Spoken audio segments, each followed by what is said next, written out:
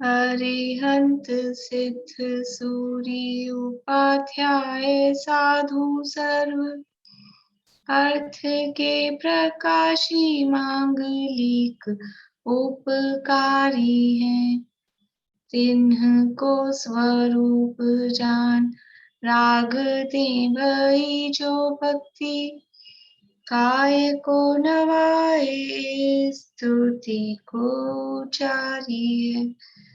धन्य धन्य तिन्हि ते काज सब आज भाई कर जोरी बार बार वंदना हमारी है।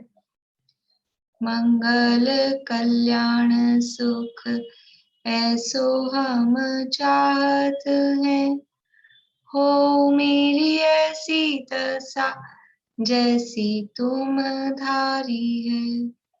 हो मेरी ऐसी दशा जैसी तुम धारी है।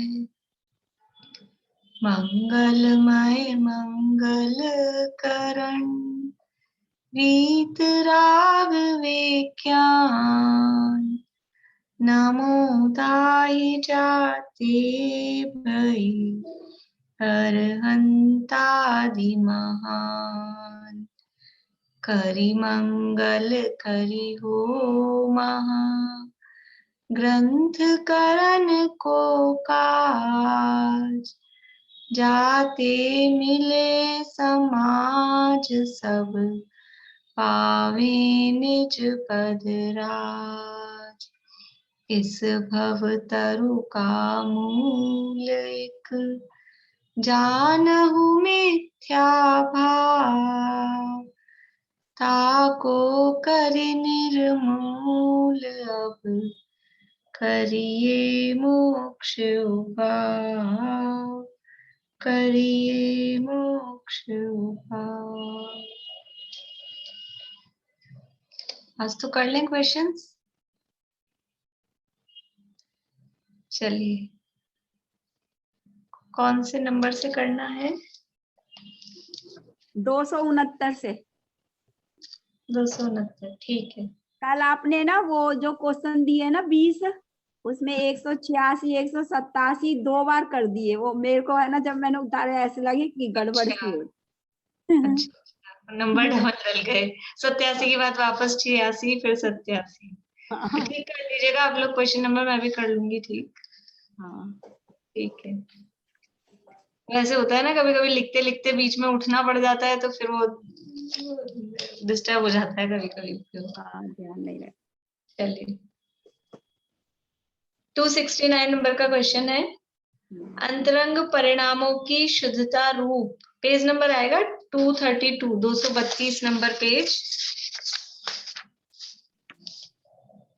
अंतरंग परिणामों की शुद्धता रूप अंतरंग तप होने पर बंद या निर्जरा, मतलब बंद होता है या निर्जरा होती है, क्या होता है? बोलिए मनोरमा आंटी बोलिए। निर्जरा। निर्जरा होती है। हाँ निर्जरा होते हैं। ठीक है हाँ बोलिए सुनीता आंटी। हाँ अंतरंग परिणामों की बहुत शुद्धता होने पर जब शुद्धोपयोग रूप परिणति होती है तब तो केवल निर्जरा है और बंद नहीं है। और अल्प शुद्धता होने पर शुद्धोपयोग का भी अंश रहता है। इसलिए उस स्थिति में जितनी शुद्धता हुई उससे तो निर्जरा है और जितना शुभ भाव है उससे बंद है। इसलिए अंतरंग परिणामों की शुद्धता एवं अंतरंग तप होने पर मिश्र भाव होने के कारण वहाँ बंद और निर्जरा दोनों होते हैं। बहुत बढ़िया, बहुत अच्छे से आज आपने सेट करके जवाब दिया है। बढ़िया। मनोरमा आंटी, जब केवल शुद्धोपयोग है उस समय जब अंतरंग तप की अवस्था है और जब शुद्धोपयोग है तब तो निर्जरा हो रही है क्योंकि वहां शुद्धोपयोग भी है और शुद्ध परिणति भी है। लेकिन जब शुद्धता में थोड़ी कमी है, अल्प शुद्धता है और शुभोपयोग भी साथ में है, तब जितना शुद्धता है, जितनी शुद्ध परिणति है उतनी निर्जरा है और जितना वो शुभोपयोग है उतना बंद है। यानी यहाँ भी वो मिश्र भाव लागू पड़ेगा, तो उस समय बंध और निर्जरा दोनों है। आंटी अनम्यूट करिए। खाली शुद्धता वाला ही पूछा था, लेकिन नहीं, क्या होता है ये प्रश्न है ना भाई, बंद होता है या निर्जरा होती है, तो वो पूरी अकेला बंद भी नहीं है, मतलब एक समय तो ऐसा है शुद्धोपयोग है जब तो निर्जरा है, लेकिन जब मिश्र वाली अवस्था है तब दोनों काम होते हैं, तो वो बताना पड़ेगा। ठीक। 270 शुभ भावों से पाप की निर्जरा पुण्य का बंध और शुद्ध भावों से दोनों की निर्जरा होती है, ऐसा नियम मानने में क्या दोष है? बोलिए निशा आंटी। यहाँ कहा कि शुभ भावों इसमें से अथवा करके एक और है, वो इसी में है, बाद में बोल लेंगे उसको, अभी बोलिए आप जवाब। यहाँ कहा कि शुभ भावों से पाप की निर्जरा और पुण्य का बंध होता है, पर ऐसा नहीं है। जितनी जितनी शुद्धता वर्तती है उतनी तो निर्जरा है, और जितना शुभ भाव है उतना बंध भी है। शुद्ध भाव से पुण्य पाप दोनों की निर्जरा नहीं होती है। निर्जरा का मुख्य कारण शुद्ध परिणति है। छठे सातवें गुणस्थान में हर समय शुद्धोपयोग तो नहीं है, फिर भी संबंध है। उसका मुख्य कारण शुद्ध परिणति है। जितनी कसाई चोकड़ी का अभाव हुआ है उतनी उतनी निर्जरा है। चौथे गुणस्थानवर्ती देव, नारकी, मनुष्य और तिर्यन सभी के 41 कर्म प्रकृतियों का संवर हुआ है, तो सभी के संवर भी एक जैसा ही हो रहा है।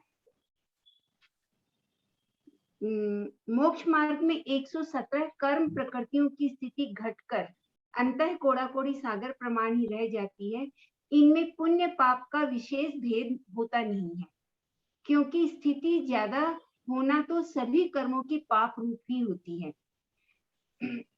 चाहे वे तीर्थंकर प्रकृति ही क्यों न हो। पुण्य पाप का भेद तो अनुभाग बंध में ही करते हैं। जहाँ जिस प्रकृति की बंध विच्छुति होती है वहीं उस कर्म की जघन्य स्थिति बंद होता है, और यह 8वें गुणस्थान के छठे भाग में अर्थात श्रेणी के काल में होता है। श्रेणी के काल में ही पुण्य पाप प्रकृति का उत्कृष्ट अनुभाग बंद होता है। ऊपर ऊपर के गुणस्थान में पुण्य प्रकृतियों का अनुभाग बंद अधिक अधिक होता है, अतः सिद्ध हुआ कि अनुभाग का घटना शुद्धोपयोग से नहीं होता। 8वें गुणस्थान में गुण संक्रमण, स्थिति कांडकघात, अनुभाग कांडकघात आदि कार्य विशेष कार्य होते हैं, और ऐसा शुभ और शुद्ध दोनों भाव होने पर होते हैं। शुद्ध परिणति के अनुसार ही ये सब कार्य होते हैं। चतुर्थ गुणस्थान वाले के सामायिक के काल से भी ज्यादा निर्जरा विषय सेवनादि करते हुए पंचम गुणस्थान वाले की होती है, और बंध कम होता है। पंचम गुणस्थान वाले के उस समय बंध कम होता है, निर्जरा ज्यादा होती है। और 5वें गुणस्थान में उपवास आदि प्रायश्चित आदि के काल में भी, प्रायश्चित आदि के काल से भी ज्यादा निर्जरा छठे गुणस्थान वाले आहार विहार करते हुए मुनिराज की होती है, और बंध उनके कम होता है। अतः यह सिद्ध हुआ कि जितनी कसाई चोकड़ी का अभाव हुआ उससे तो जो विशुद्धता प्रकट हुई, विशुद्धि प्रकट हुई, उससे ही निर्जरा होती है। जितनी कसाई चोकड़ी का अभाव हुआ उतनी उतनी वीतरागता होती जाती है, वैसे ही संवर्ण निर्जरा भी होता जाता है।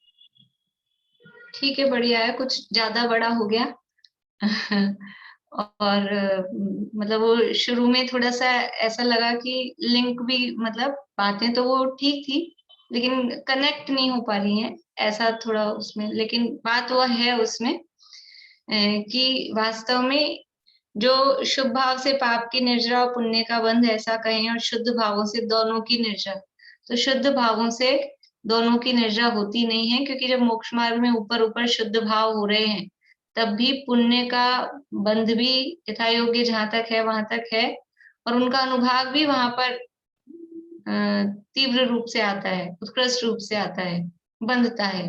इसलिए मतलब शॉर्ट में बोल रही हूं मैं, इसलिए अगर अकेला ऐसा कहें कि शुद्ध भाव से पुण्य और पाप दोनों की ही निर्जरा होती हो, ऐसा नहीं है। वो तो जैसे यथा योग्य गुणस्थान प्रमाण, तीर्थंकर है, 13वें गुणस्थान वर्ती हैं, अनंत परमात्मा है, उनके तो पूर्ण रूप से वो तो अनंत ही हो गए ना, तो उनके अरहंत होते ही सारे कर्मों की निर्जा हो जानी चाहिए ना।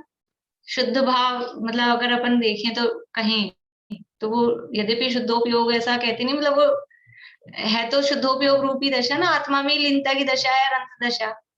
फिर भी जितनी कर्म प्रकृतियां बाकी हैं, जितने टाइम तक रहनी है वो रहती हैं। इसलिए शुद्धोपयोग से निर्जा होती है ऐसा कहना वो वास्तव में उचित नहीं है। विशुद्धता के अनुसार ही नियम बनता है। बाकी वो चौथे पांचवे छठे सातवें वाले के जो कंपैरिजन है वो बराबर है। इसी प्रश्न के लिए था कि अथवा करके बाह्य प्रवृत्ति के अनुसार निर्जा नहीं है, अंतरंग कषाय शक्ति घटने से विशुद्धता होने पर निर्जरा होती है, स्पष्ट कीजिए। तो इसी को स्पष्ट करने में वही सारी बातें उसी रूप में आएंगी बराबर सारी। उपचार तप क्या है तथा निर्जरा का कारण सच्चा तप क्या है और क्यों?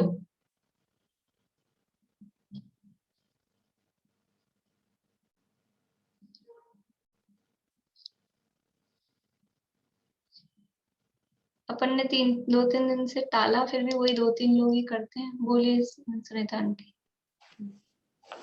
अनशन तथा प्रायश्चित आदि क्रियाओं को आप उपचार लोगों को हाथ ऊंचा करना हो तो थोड़ा अच्छे से कर दें शुरू में, फिर वो बाद में नीचे नीचे इतना सा ऐसा मैं अभी कर रही हूँ, आपको दिख रहा है? नहीं। और फिर वो यहाँ कर दूं मैं तो दिख रहा है, अब दिख रहा है? तो वो थोड़ा सा फिर अच्छे से करें कि वो दिख जाए मुझे। वो आपके नाम पे ही आ जाता है, वो नाम भी तो लिखा रहता है ना नीचे, तो वो नाम आ जाता है तो हाथ ही नहीं दिखता है मुझे। अनशन तथा प्रायश्चित आदि क्रियाओं को उपचार तप की संज्ञा दी जाती है, क्योंकि अनशन आदि साधन से प्रायश्चित आदि रूप परिवर्तन करके वीतराग भाव रूप सच्चे तप का पोषण किया जाता है। इसलिए वीतराग भाव रूप जो शुद्ध विशुद्ध भाव है वह निर्जरा का कारण है। जैसे धन तथा अन्न को उपचार से प्राण कहा है, क्योंकि धन से अन्न लाकर और उसका भक्षण करके प्राणों का पोषण किया जाता है। इसलिए अनशन आदि को बाह्य साधन की अपेक्षा से उपचार तप कहा है और वीतराग भाव रूप निश्चय तप को सच्चा तप कहा है। उपचार तप क्या है? अंशनादि वो उपचार तप है, व्यवहार तप है, और जो निर्जा का कारण है वो जो वीतराग भाव है, उस वीतराग भाव से जो विशुद्धता हुई है वो वास्तव में सच्चा तप है। और क्यों? क्योंकि उसके माध्यम से, व्यवहार तप के माध्यम से वो जो निश्चय तप है उसको साधा जाता है।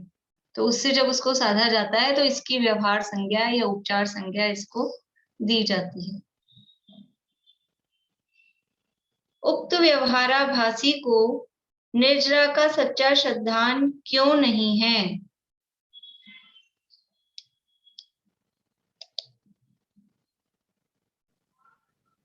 व्यवहाराभासी को निर्जरा का सच्चा श्रद्धान नहीं है क्योंकि वो निर्जरा के क्योंकि वो जो भारी क्रियाएं हैं उनको ही धर्म समझता है, उसको अपने परिणामों का होश संभाल नहीं होती है, तथा वह अनेक प्रकार से भारी क्रियाओं को तो धर्म करके समझता है, पर वास्तविक धर्म क्या है उनको नहीं समझता और उन्हीं क्रियाओं में उलझ के रह जाता है। तो आप बताओ ना वास्तविक धर्म क्या है, वो तो बताओ आप साथ में। निश्चय धर्म क्या है? वो नहीं लिखा। बोलिए अनीता आंटी। निश्चय धर्म तो वीतराग भाव है, लेकिन वो बाह्य साधनों में ही उपचार से मतलब ये समझता है कि मैं धर्म कर रहा हूँ। वो इस रहस्य को, वीतराग भाव के इस रहस्य को नहीं जानता, इसलिए उसके निर्जरा का सच्चा श्रद्धान भी नहीं होता। धर्म से निर्जा होती है, धर्म का कारण निर्जा का कारण धर्म है, तो वो निश्चय धर्म क्या है? आपने पारुल आपने जो बात बोली वो तो ठीक थी, लेकिन इतना कि निश्चय धर्म तो वीतराग भाव है और उसको वो जान नहीं रहा है, और जो क्रियाएं कर रहा है वो राग रूप है, और वो राग रूप क्रियाएं करके समझ रहा है मेरी निर्जरा हो रही है। तो राग से कभी निर्जरा होती नहीं। ये पीछे भी कह के आए हैं अभी कि जितना राग है, शुभ भाव है, वो निर्जरा का कारण नहीं है, वो तो उतना तो बंध ही है। इसलिए वो राग भाव से ही निर्जा मान रहा है, ये उसके निर्जा तत्व का यथार्थ श्रद्धान नहीं है। ले और ले। मोक्ष तत्व के संबंध में होने वाली विपरीत मान्यता बताइए। बोलिए पूर्णिमा आंटी। मोक्ष तत्व के संबंध में इस जीव की अनेक विपरीत मान्यताएं रहती हैं, क्योंकि उसको मोक्ष तत्व का सही, पहला तो मोक्ष तत्व का सही स्वरूप ही नहीं जानता, दूसरा स्वर्ग मोक्ष सुख की एक जाति जानता है, तीसरा दूसरों की देखा देखी मोक्ष को उत्तम मानता है, अन्य लोग मोक्ष की सराहना करते हैं, इस कारण यह भी इसकी सराहना करता है। शास्त्रों में इंद्र आदि से अनंत गुणा सुख सिद्धों के रूपित किया है, इस कारण मोक्ष को चाहता है। जिस धर्म साधन का फल स्वर्ग मानता है, उसी धर्म साधन का फल मोक्ष मानता है। यह नहीं हो सकता है, यह गलत है उसका। फिर स्वर्ग सुख का कारण प्रशस्त राग और मोक्ष सुख का कारण वीतराग भाव है, ऐसा भाव इसको भाषित नहीं होता है। व्यवहार दृष्टि से सम्यक दर्शन के 8 अंग पालता है, 25 दोष टालता है, संवेग आदि गुण धारण करता है, परंतु सब साधन करने पर इसके सच्चा तत्व श्रद्धान नहीं होता है। इस प्रकार से इसकी अनेक विपरीत मान्यताएं होती हैं। ठीक है, इतने ही लेते हैं, फिर बाकी बाद में कर लेंगे, फिर समय कम बचेगा।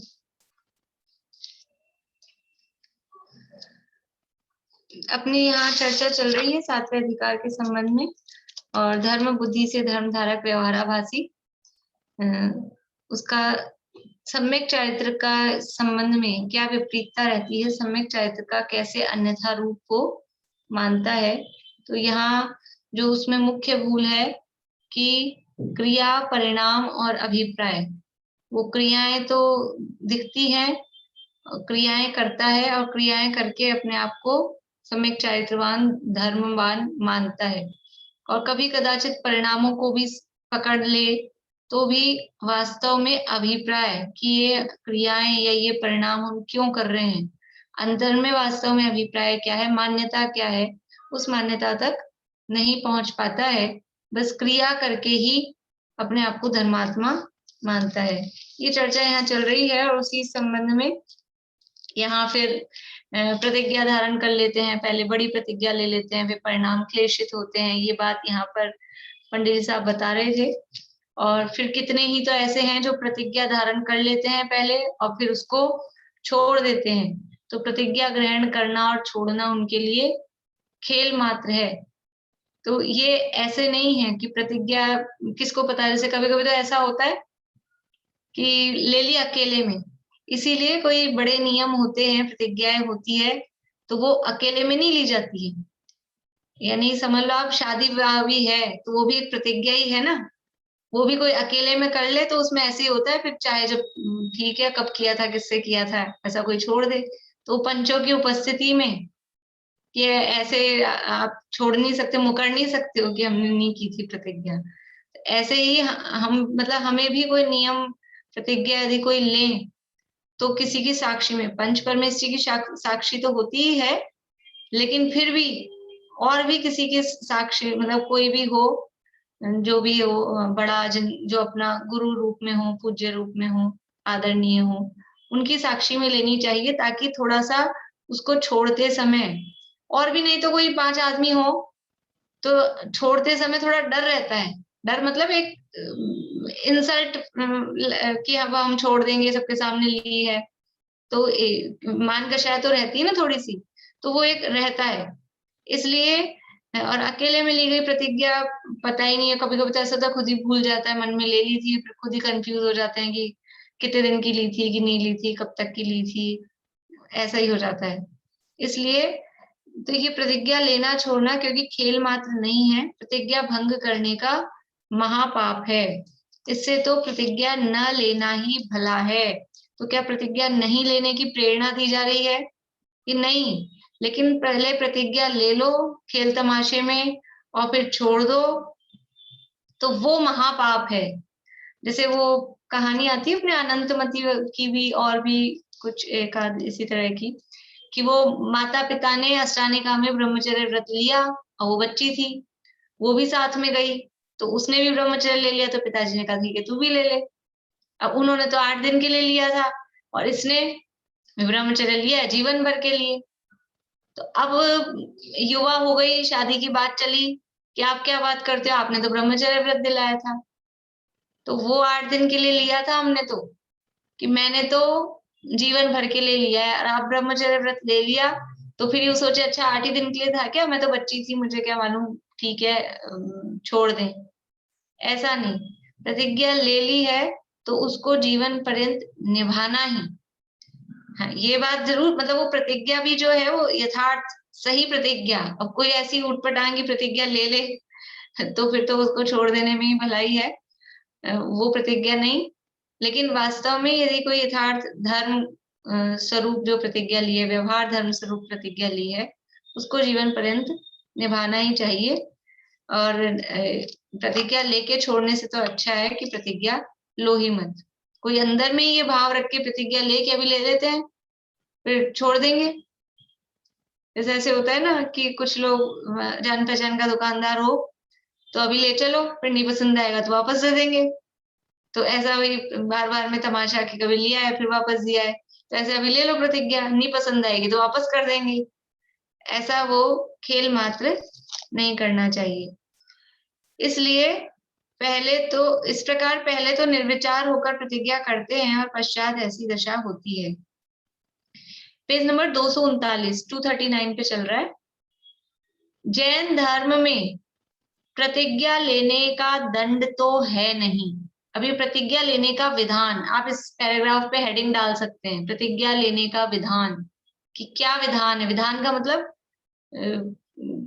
क्या तरीका है प्रतिज्ञा लेने का। पहले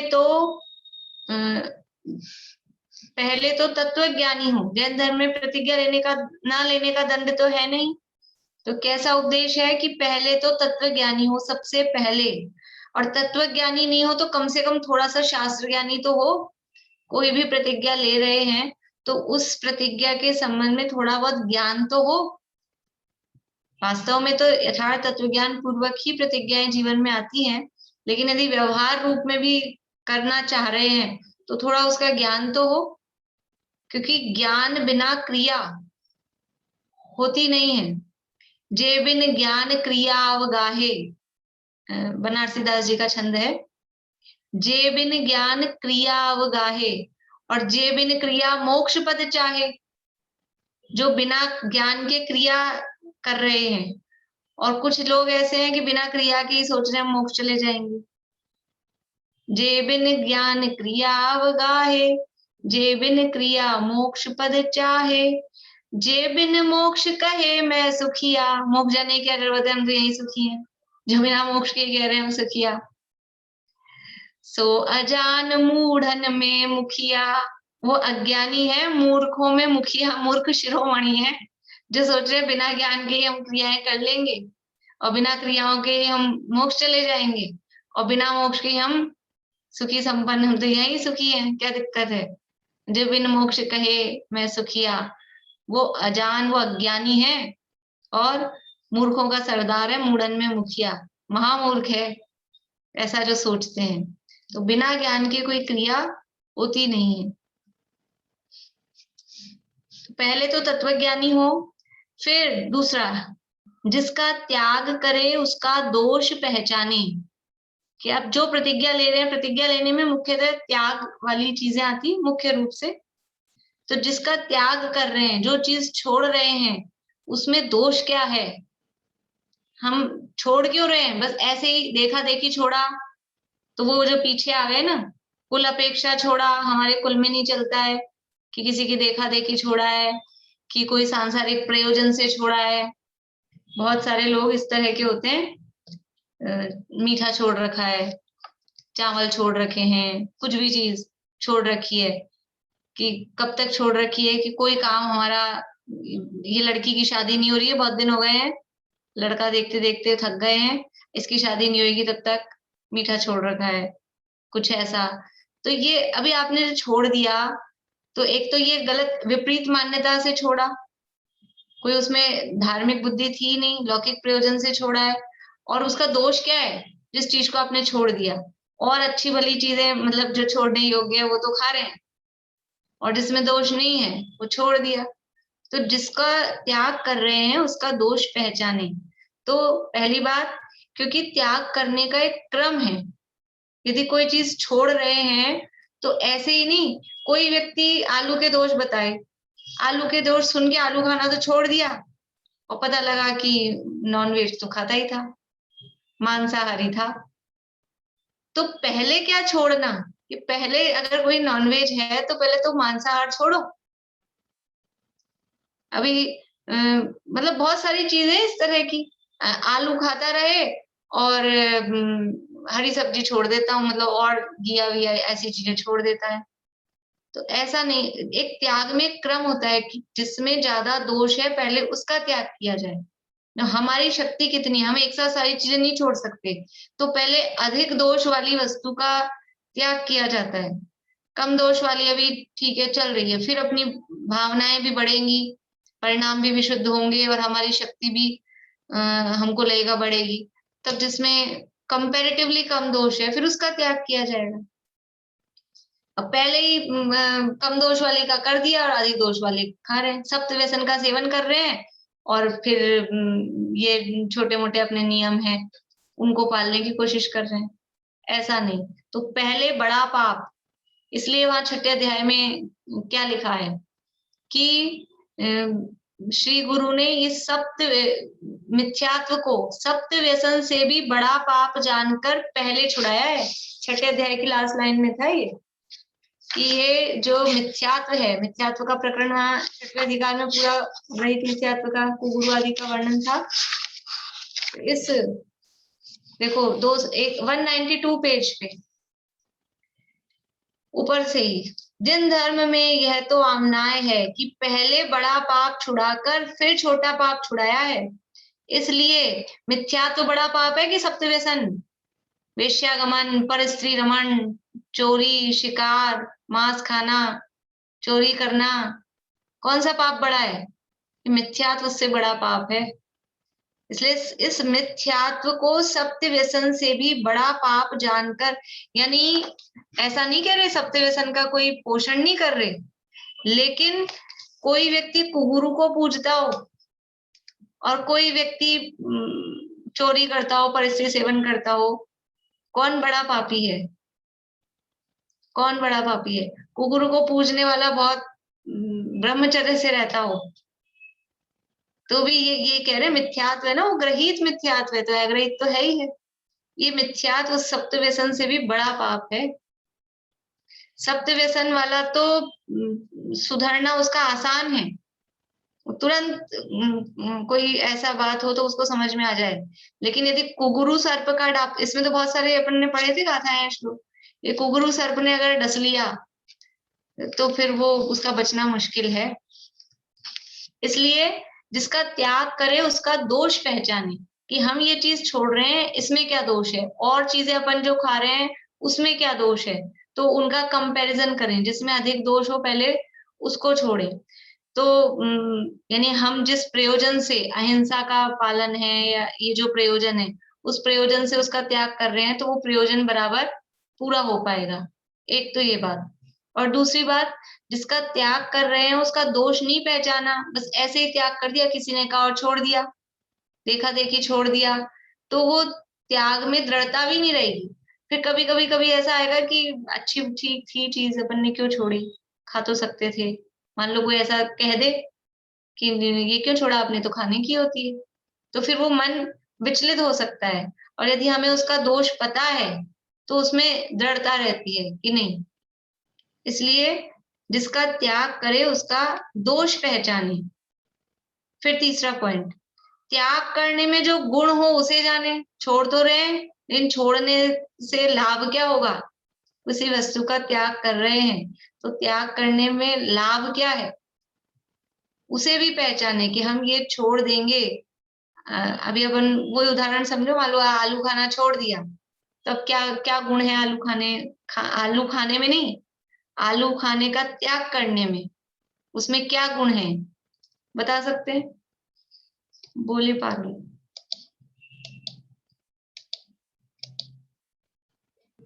अनंत जीवों की रक्षा होती है। हाँ, जीवों की हिंसा से हम बचेंगे। ये मुख्य प्रयोजन यही है। और फिर दूसरे शारीरिक वारिक जो भी उसके होते हैं वो तो है ही। अगर शारीरिक लाभ की दृष्टि से किसी वस्तु का त्याग किया जा रहा है तो वो त्याग वास्तव में मतलब वो धार्मिक त्याग की श्रेणी में नहीं आएगा। वो तो हम धर्म बुद्धि से ही त्याग करेंगे तो वो त्याग की श्रेणी में आएगा। और डॉक्टर ने मना कर दिया मोटापा बहुत बढ़ रहा है, आलू छोड़ दो, चावल छोड़ दो, तो छोड़ दिया है, तो वो वास्तविक त्याग नहीं है। और उसमें तो अंदर वासना तो पड़ी है, अभिप्राय तो खाने का छूटा नहीं है, डॉक्टर के कहने पर जो छोड़ा है। तो जो त्याग करे जिसका उसका दोष पहचाने और त्याग करने से हमको क्या लाभ होगा उसका गुण पहचाने। फिर चौथा, फिर अपने परिणामों को ठीक करे। पहले त्याग कर दे फिर अपने परिणामों को ठीक करे। ठीक करे का अर्थ यहाँ ठीक करे नहीं है, ये शब्द ढूंढारी का ही रख दिया है, इसका अनुवाद समझ नहीं आया होगा अनुवाद करने वालों को। फिर अपने परिणामों को ठीक करे का मतलब है संभाले, अपने परिणामों को देखे, ठीक करे। मेरे बाबा साहब थे दादाजी, वो ये शब्द बहुत बोलते थे, मतलब मारवाड़ी में चलता है ये शब्द, आप लोगों के होता होगा, सीकर वीकर में नहीं चलता है ये शब्द। ठीक मतलब देख लो, ठीक ठीक कर लो, संभाल लो, इस अर्थ में ऐसा बोलते हैं उसमें। अब मुझे भी उसका एग्जैक्ट वर्ड मीनिंग नहीं आ रहा, वो भाव ही उसमें आ रहा है कि फिर अपने परिणामों को ठीक करें, अपने परिणामों को देखे। कैसे? त्याग करने को पहले दोष देखे त्याग करने वाली वस्तु का, और त्याग करने के बाद में जो गुण है वो देखे, फिर अपने परिणामों को देखे, मेरे परिणाम कैसे हैं। हमने दोष तो जान लिए लेकिन फिर भी हमको खाने का भाव आ रहा है क्या? हमने गुण तो जान लिए फिर भी हमको छोड़ने का भाव नहीं आ रहा है। तो ऐसे अपने परिणामों को चेक करे भी कह सकते हैं, ठीक करे, अपने परिणामों को चेक करे, मेरे भाव कैसे हो रहे हैं, मेरे परिणाम कैसे हैं, क्या मुझे खाने की इच्छा है या नहीं है, कि मैं रह पाऊंगा कि नहीं रह पाऊंगा, कि भाव आ जाएंगे। अपने परिणामों को चेक करें। फिर अगला, वर्तमान परिणामों ही के भरोसे प्रतिज्ञा न कर बैठे। कि अभी तो भावुकता आई, किसी ने ऐसा प्रवचन दिया कि बस अब तो छोड़ दो सब कुछ, तो वो ये भावुकता, वर्तमान परिणामों ही के भरोसे प्रतिज्ञा न कर बैठे, अभी तो अपने परिणाम हो गए हैं तो छोड़ दिया है। तो आगे कह रहे हैं भविष्य में निर्वाह होता जाने तो प्रतिज्ञा करे। आज तो मेरे को लग रहा है, आज तो भाव हो रहे, भविष्य में भी मेरे ऐसे ही भाव बने रहेंगे कि नहीं बने रहेंगे, और मेरे से ये निर्वाह होगा कि नहीं होगा। तो अपने परिणामों को चेक करे, खाली वर्तमान थोड़े से भावुकता वाले, जैसे शमशानिया वैराग्य आता है वैसे वो थोड़ा से किसी की सुन के और परिणाम हो गए, तो ऐसे वर्तमान परिणामों ही के भरोसे प्रतिज्ञा न कर बैठे, भविष्य में निर्वाह होता जाने तो प्रतिज्ञा करे कि हमेशा ये मेरे से निभ पाएगी कि नहीं, मेरे परिणाम भी बराबर उसको निभाने के रहेंगे, और जो परिस्थितियां मेरी हैं उनमें मैं इनको निभा पाऊंगा कि नहीं। ऐसा वर्तमान का भी विचार करे और भविष्य का भी विचार करे। अकेले वर्तमान के भरोसे ही नहीं, वर्तमान भावी दोनों। बोलिए ममता भाभी।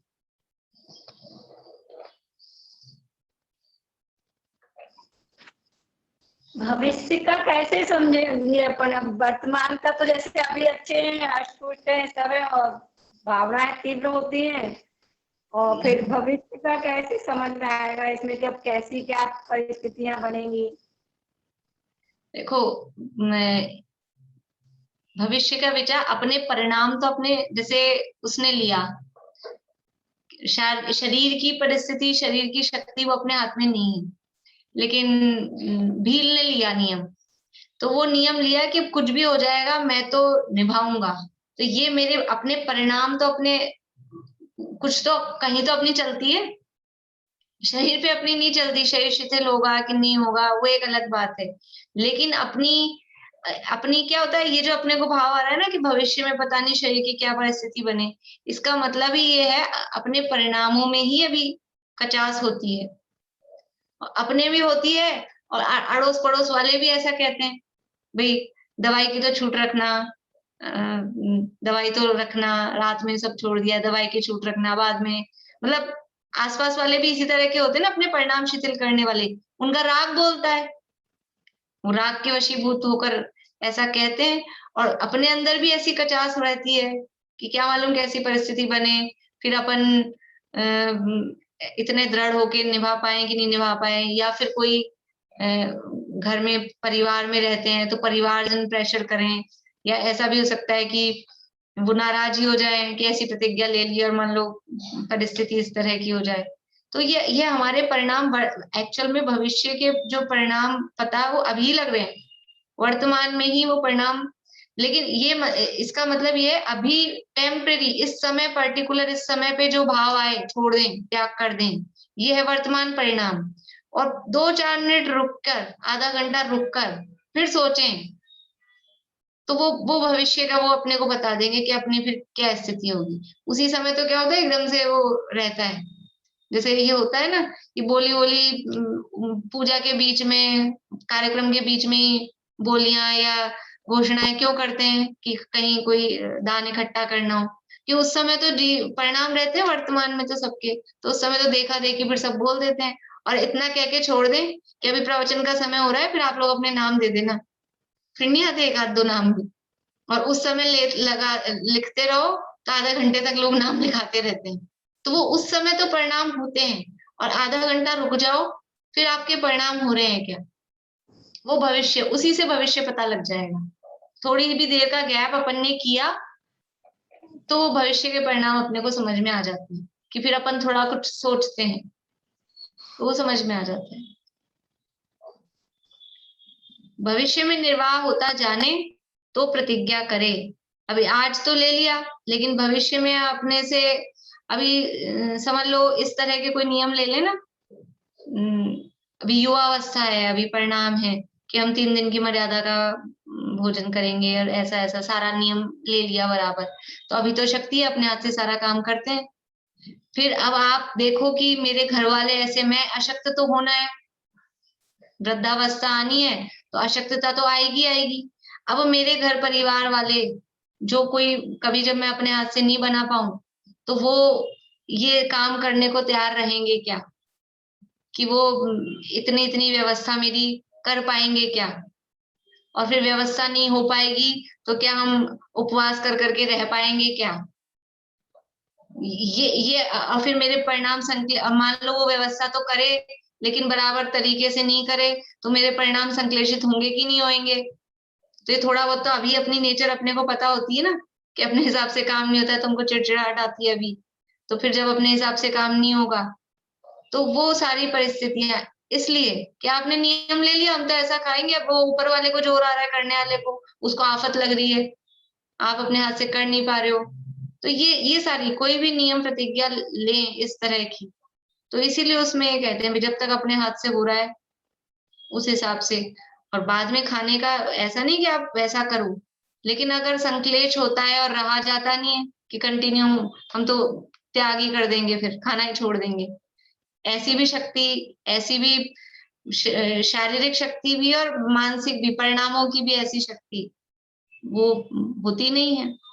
इसलिए देखो आगे यही कह रहे हैं, भविष्य में निर्वाह होता जाने तो प्रतिज्ञा करे तथा शरीर की शक्ति व द्रव्य क्षेत्र काल भाव आदि का विचार करे, अपने शरीर की शक्ति और फिर द्रव्य का, क्षेत्र का, काल का और भाव का, तो भाव तो परिणामों में ले लिए अभी वर्तमान के और भविष्य के, और द्रव्य में समझ लीजिए शारीरिक शक्ति, अब क्षेत्र और काल ये यहाँ तो निभ रहा है, जैसे और भी जो परिस्थितियां होती, देव दर्शन का नियम है, देव दर्शन करके ही हम आहार जल ग्रहण करेंगे, ये नियम ले लिया। अब इसमें ये द्रव्य क्षेत्र काल भाव का विचार नहीं किया, बस ले लिया। फिर हम ट्रेन में कभी जाएंगे तो वहां 2 दिन का सफर होगा, अब फिर बीच में दर्शन, फिर 2 दिन का उपवास कर लेंगे क्या, फिर कैसे करेंगे, तो उसका विचार, या किसी हमारे को ऐसी संभावनाएं लगती है कि हम कभी अमेरिका वगैरह जाएंगे, ऐसी जगहों पे हमारे बच्चे वगैरह रहते हैं और हमको कभी वहां जाना होगा और वहां मंदिर है ही नहीं दूर दूर तक, वैसे ही वहां 200 300 किलोमीटर इतना तो मिनिमम है, इतनी दूर दूर होते हैं। तो फिर हम क्या करेंगे, वो क्षेत्र बदला। या इंडिया में ही ऐसी जगह घूमने का शौक है, अब आप वहां चले जाओ कहीं मनाली मनाली ऐसी जगहों पे, शिमला में तो है, और इधर चले गए कश्मीर जाना है, मुझे नहीं पता, मुझे नहीं लगता कश्मीर में मंदिर होगा, तो है क्या? बेला भाभी जाके आए हैं, है मंदिर? चलिए अच्छी बात है तो, लेकिन अब है फिर उतनी यहाँ से तपास करके जाना, खोजबीन करके जाना, कभी कभी ऐसा होता है कि होता है तो भी अपने को मिलता नहीं।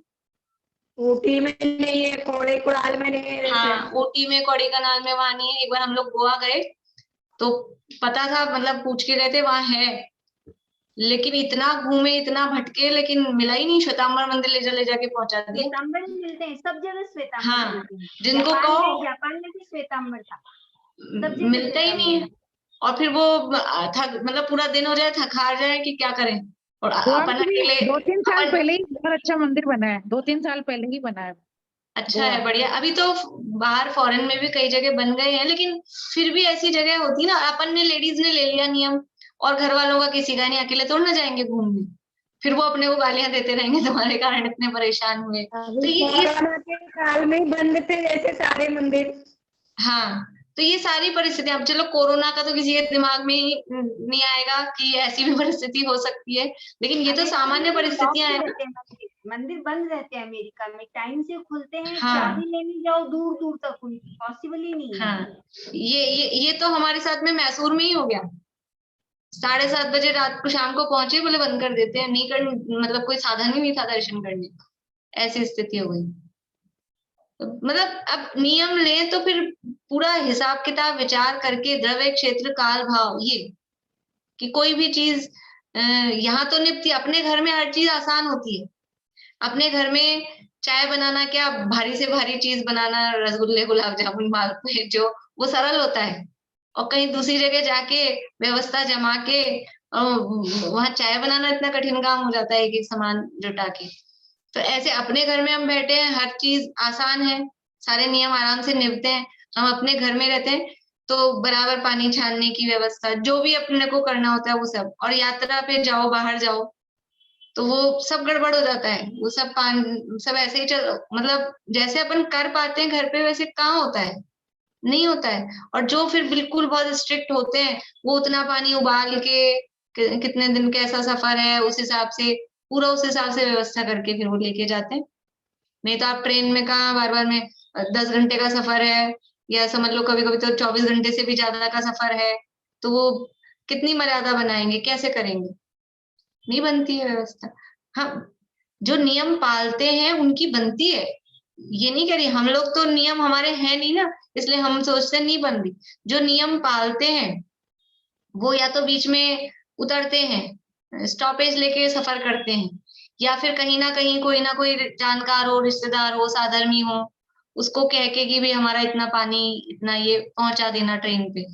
तो वो जो पालते हैं उनकी बनती भी है, ऐसा नहीं है, लेकिन हम अपने आप में इतने पक्के हों कि हमको पालना है, ये बात ये कह रहे हैं। अगर ले लेंगे और पालने का पक्का सोचेंगे तो पलेगा।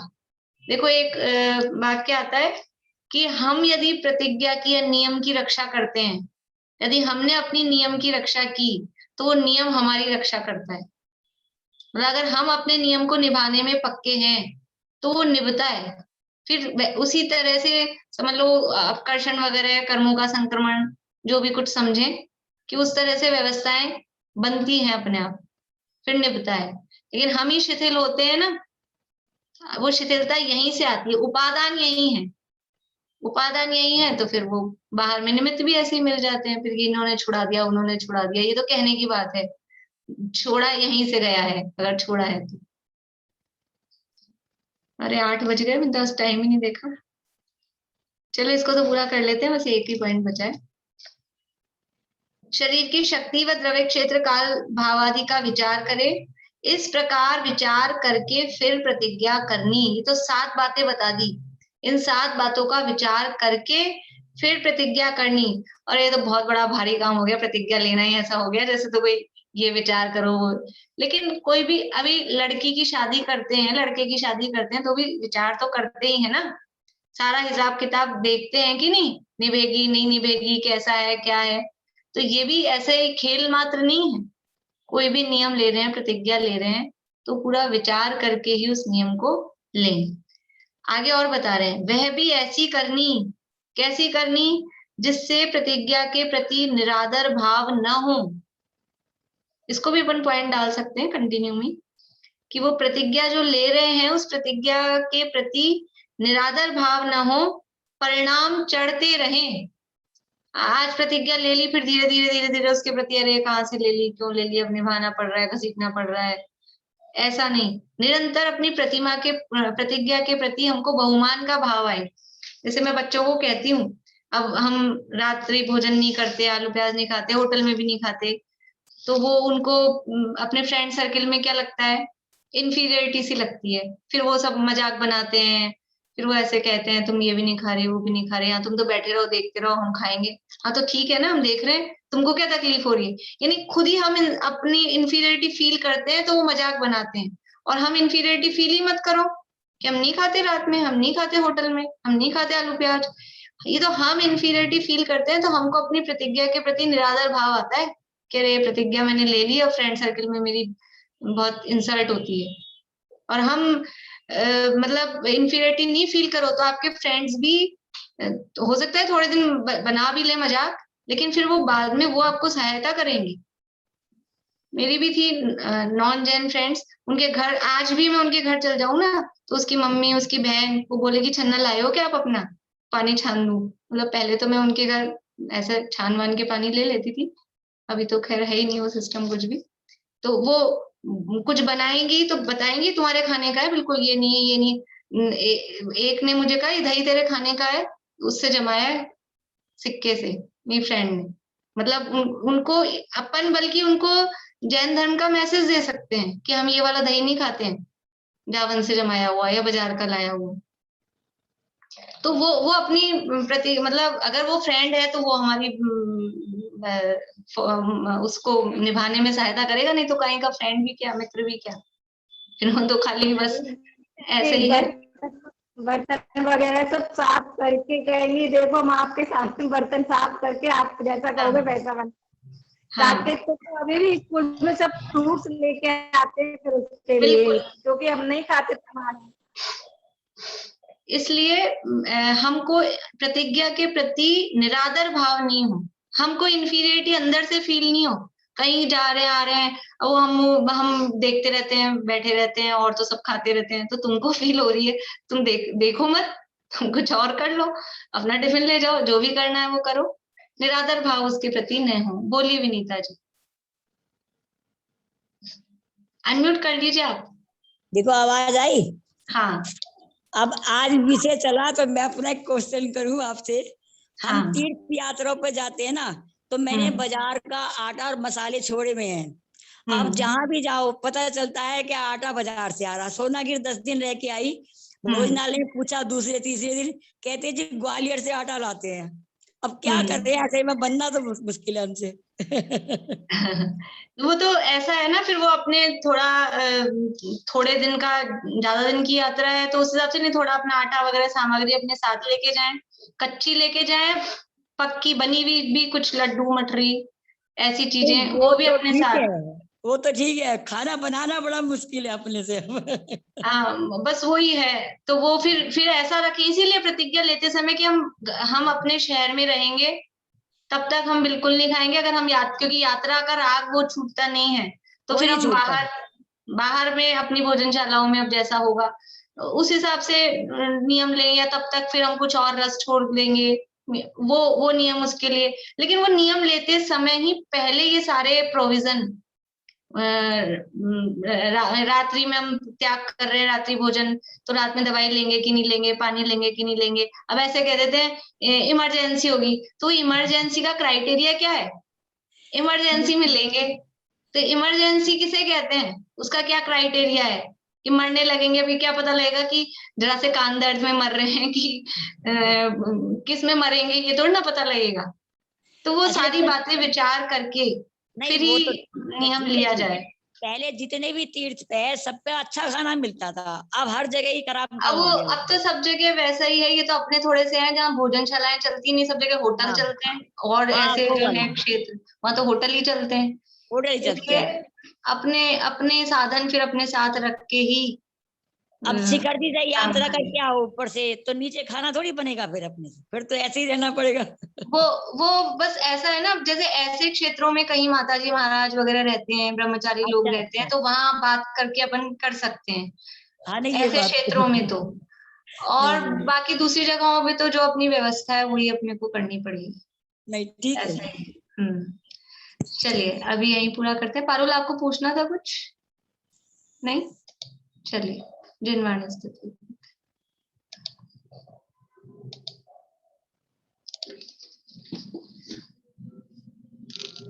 निज पद विहारी धर्मधारी, धर्ममय धर्मात्मा, निज आत्मा को साध पाया, परम पद परमात्मा। हे ज्ञान त्यागी नमी, तेरी शरण में मम आत्मा।